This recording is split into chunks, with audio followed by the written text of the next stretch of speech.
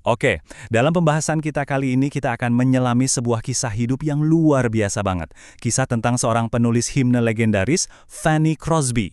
Ceritanya ini, wah benar-benar jadi bukti nyata soal kekuatan iman yang tak terbatas. Coba deh, renungkan sejenak.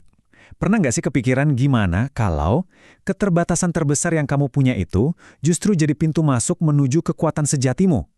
Nah, yuk kita simpan dulu pertanyaan ini, karena kita akan menjelajahi kisah hidup seseorang yang hidupnya itu jadi jawaban yang luar biasa atas pertanyaan tadi.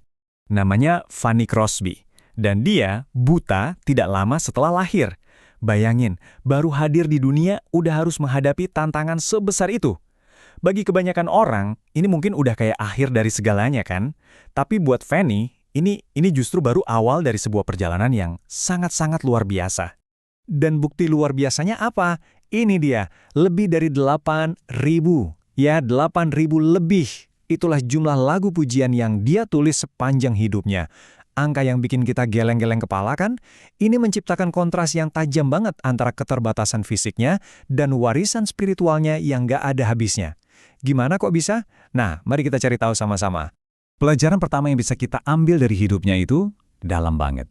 Yaitu bagaimana dia mengubah kelemahan menjadi aset terbesarnya. Kuncinya apa? Ketergantungan total pada Tuhan. Dia sama sekali nggak melihat kebutaannya sebagai penghalang, tapi justru sebagai jalan untuk bisa melihat hal-hal yang tidak bisa dilihat oleh mata biasa. Nah, ayat ini nih, ini yang jadi pegangan hidup Fanny. Cukuplah kasih karuniaku bagimu, sebab justru dalam kelemahanlah kuasaku menjadi sempurna. Kebutaan fisiknya itu malah membuka mata rohaninya dan meledakkan kreativitasnya.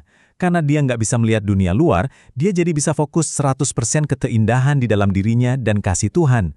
Ketergantungan total ini kemudian melahirkan sebuah tujuan yang jelas, dan ini membawa kita ke pelajaran kedua, bagaimana bakatnya yang luar biasa itu sama sekali bukan tentang dirinya sendiri, melainkan sebuah nyanyian untuk kemuliaan yang jauh lebih besar.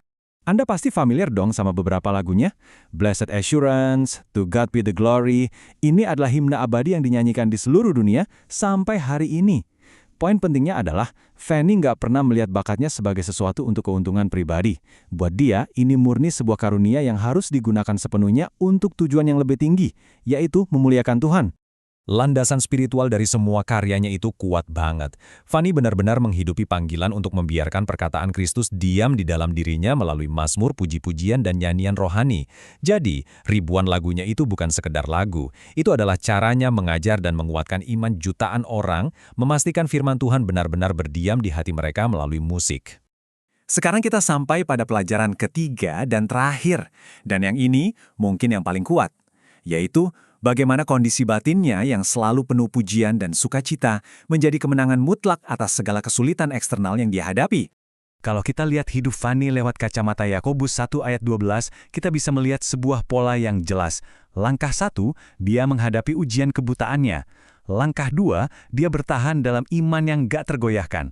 Dan hasilnya, langkah 3, dia hidup dalam janji mahkota kehidupan.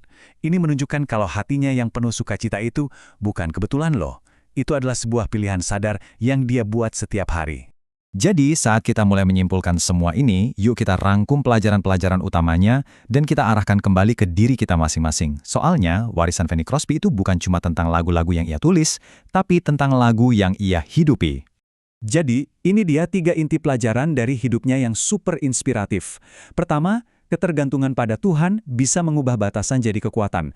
Kedua, apapun bakat kita, tujuan tertingginya adalah untuk memuliakan Sang Pencipta.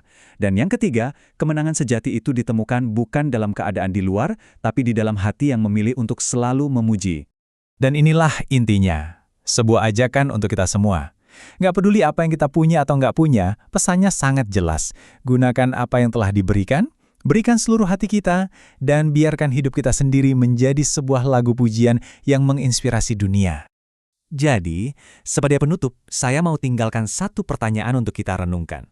Setelah melihat kehidupan Fanny Crosby, coba tanyakan pada diri sendiri, lagu seperti apa yang sedang ditulis oleh hidup Anda setiap harinya? Apakah itu lagu harapan, iman, dan pujian?